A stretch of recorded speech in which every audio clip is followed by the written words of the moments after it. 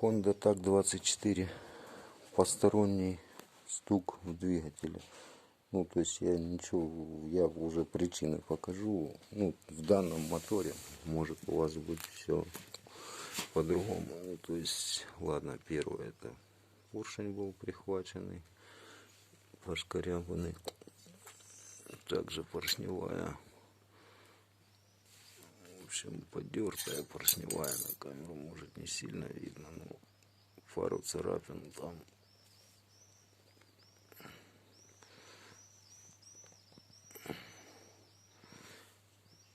Пару царапин есть, вот они, видно.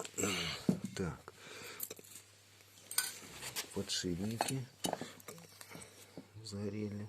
В общем, в руках болтаются один и второй, больше левый, потому что нагрузка на вариатор.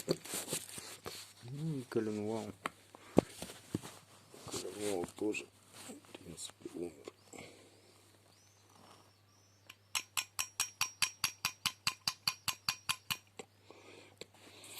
Все, в общем, почти полный капремонт, но хозяин поршневую менять не будем по бюджету.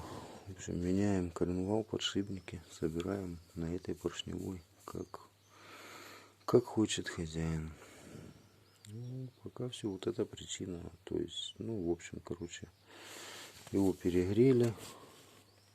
Может, смазка была плохая, может, и масло когда забыли залить.